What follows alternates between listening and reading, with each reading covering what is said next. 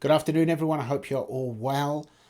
For those of you who are not aware, Tommy Robinson has been arrested under the Terrorism Act of 2000 following yesterday's protest march, which began at the Royal Court of Justice and ended up at Trafalgar Square, where several people made speeches and then Tommy screened his banned documentary Silenced.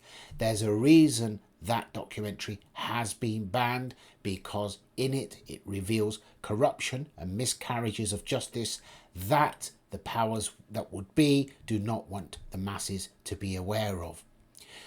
I'm not the only one that pointed out that even though there was a large police presence, they kept their distance yesterday, but it does seem now that all they did was stay quiet and then just wait for the next day before they actually take Tommy into custody. Under the Terrorism Act, they can keep him for 14 days without having to do anything at all.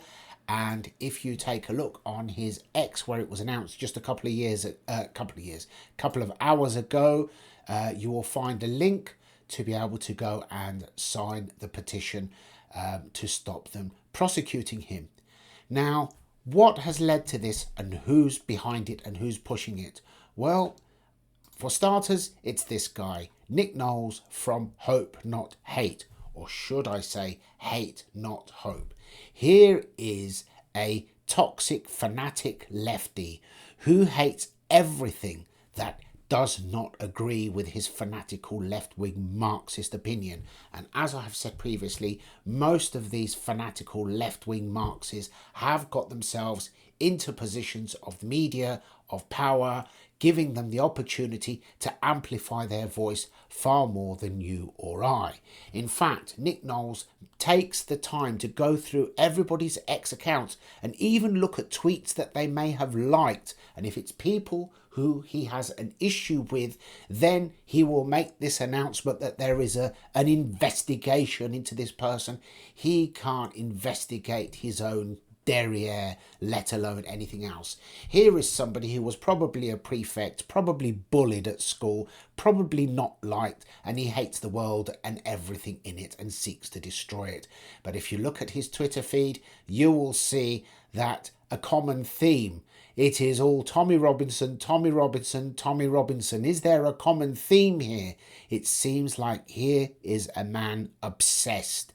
And apart from one post which deviates to Kamala Harris a bit further down, and then he moves on to Richard Tice, who he also despises, because Richard Tice had the courage and the nerve, as far as Nick Lowles is concerned, to actually agree with the conduct of the police in Manchester when they were dealing with a couple of violent thugs who had absolutely no respect for the law whatsoever.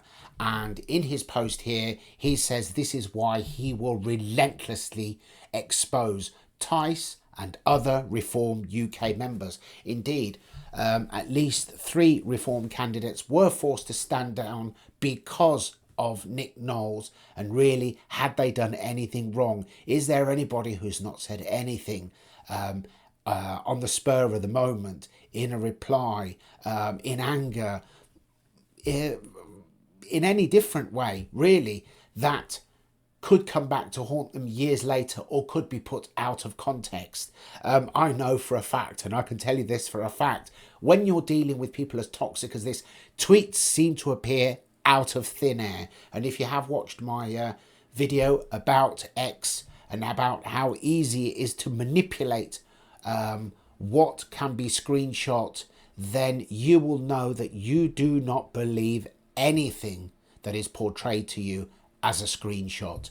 These people are not just toxic, but they are fanatical, and they will stop at nothing. And we need to collectively stand against this. Sign the petition to against Tommy Robinson being prosecuted. I don't know where this will go from here, but yesterday there was thousands of people, indeed tens of thousands of people, dignified, unified and patriotic, and they do not like that, and they will go to any lengths to stop it, and one by one they will seek out any voice that stands against them.